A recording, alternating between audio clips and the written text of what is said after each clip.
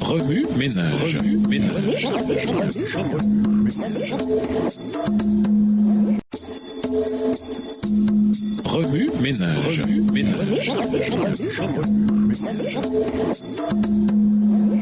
Bienvenue dans notre émission Remue ménage. Nous voici au dimanche 5 février, la marche chrétienne vers le ciel. Lisons Hébreux 12, versets 1 et 2. Hébreux 12, versets 1 et 2.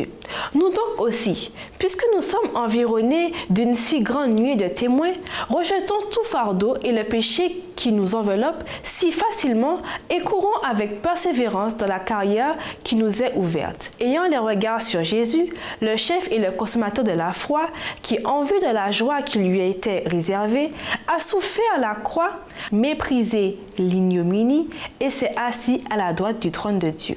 Il y a eu un temps où la randonnée en montagne n'était pas, mais pas du tout ma tasse de thé. Je me demandais pourquoi certains en sont mordus, malgré les épreuves que cela implique. Je me disais à la blague que ces gens sont masochistes, quelque part, puisqu'ils trouvent cela gratifiant en dépit des désagréments d'une marche s'étirant sur de nombreux kilomètres, souvent dans un soleil de plomb. Mais il y a 15 ans, ma perspective a changé. De tout au coup, lors de ma première randonnée sérieuse, sponsorisée par le département de la jeunesse de notre fédération. Nous étions environ 500 participants.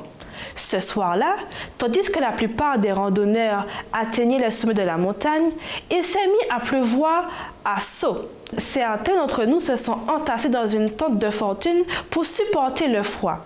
À l'aube, nous avons entrepris la descente. Un merveilleux sentiment d'accomplissement m'a envahi, non seulement lorsque j'ai atteint le sommet, mais spécialement lorsque je suis redescendue, même si j'étais mort de fatigue.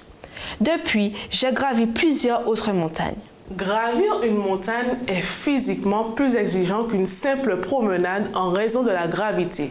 C'est là une belle comparaison de notre marche chrétienne, où nous luttons pour nous améliorer. Dans nos efforts pour mener une vie sainte, nous rencontrerons inévitablement des obstacles en chemin. La sainteté de Dieu, c'est qu'il faut.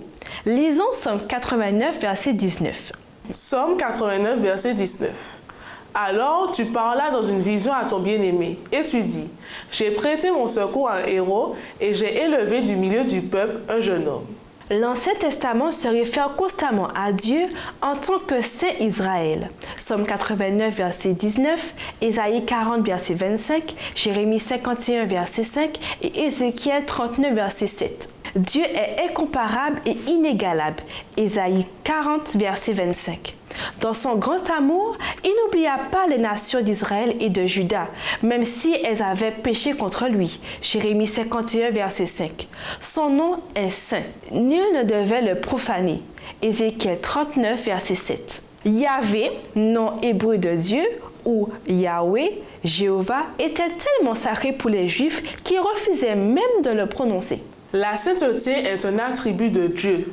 Celui qui nous a appelés nous demande d'être saints dans toute notre conduite parce qu'il est saint. 1 Pierre 1, versets 14 à 16. Pierre nous dit de ne pas nous conformer au monde présent, ni de satisfaire nos désirs coupables. Apocalypse 4, verset 8 décrit le Dieu trait par les mots « Saint, Saint, Saint », montrant ainsi que la sainteté divine est l'essence même du caractère de Dieu. La nature de la sainteté, ce qu'il faut. Lisons 1 Pierre 1, versets 15 et 16. 1 Pierre 1, versets 15 et 16.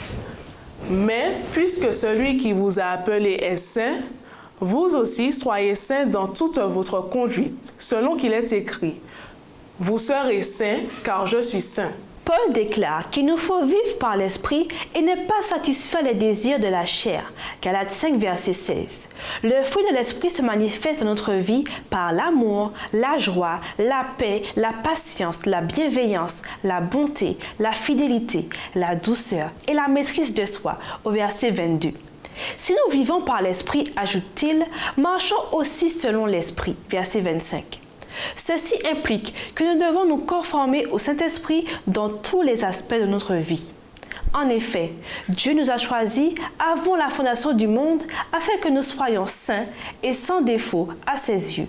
Éphésiens 1, verset 4. La relation du Christ avec l'Église est intime. Jésus a tant aimé le monde qu'il s'est donné en sacrifice d'expiation pour chacun de nous. Éphésiens 5, versets 25 à 27. Fort de cette vérité, faisons notre possible pour vivre en paix avec tous les hommes et être saints. Si nous ne sommes pas saints, nous ne pourrons voir le Seigneur. Hébreux 12, verset 14.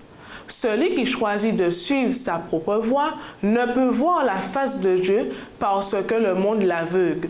L'agent de la sanctification, celui qu'il faut. Lisons Hébreux 13, verset 12. Hébreux 13, verset 12, c'est pour cela que Jésus aussi, afin de sanctifier le peuple par son propre sang, a souffert hors de la porte. Nous avons été lavés, justifiés et sanctifiés au nom de Jésus-Christ et par l'Esprit de Dieu. 1 Corinthiens 6, verset 11. En raison de notre nature coupable, nous avons des désirs contraires à ceux de l'Esprit et l'Esprit a des désirs contraires à ceux de notre propre nature. Galates 5, verset 17. Ils sont complètement opposés l'un à l'autre. Jésus a souffert et nous a rachetés par son sang pour que nous soyons saints. Hébreux 13, verset 12. C'est par la foi que nous sommes justifiés en lui. Après la justification, le processus de la sanctification se met en branle. C'est là l'œuvre du Saint-Esprit dans notre vie. Sanctifier quelque chose, c'est le mettre à part pour un usage spécial. Sanctifier une personne, c'est la rendre sainte. Dans ce sens, le processus de la sanctification implique que nous nous séparions du monde. Il développe en nous la sainteté d'en haut, laquelle se manifeste dans notre vie au point où nos semblables la remarquent avant même que nous ouvrions la bouche. Pour obtenir la victoire sur le péché, nous devons livrer le combat de la foi tout au long de notre cheminement. Hébreux 12, verset 1, nous exhorte à nous débarrasser de tout ce qui alourdit notre marche, en particulier du péché qui s'accroche si facilement à nous. Paul dit énergiquement que nous devons courir la course de la vie avec persévérance tout en gardant les yeux fixés sur Jésus-Christ, l'auteur et le consommateur de notre foi. Le Saint-Esprit aspire sans cesse à remplir notre vie, à condition que nous soyons prêts à le recevoir.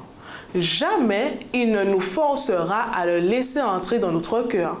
Notre parcours vers le ciel est un sentier étroit, certainement pas une promenade dans un parc. Nous n'y pouvons apporter avec nous que notre caractère, lequel se manifeste par notre sainteté. Or, le Saint-Esprit est là pour nous guider jusqu'à notre demeure céleste, où nous passerons l'éternité avec notre Père. Remue-ménage. Les coureurs courent avec le moins d'articles possible. Dans la course de la vie éternelle, pourquoi les chrétiens s'embarrassent-ils avec un tas de choses inutiles? Côté pratique, de quelle façon pouvons-nous être sensibles à l'influence du Saint-Esprit? Au revoir. Et à demain si Dieu veut. Remue ménage. Remue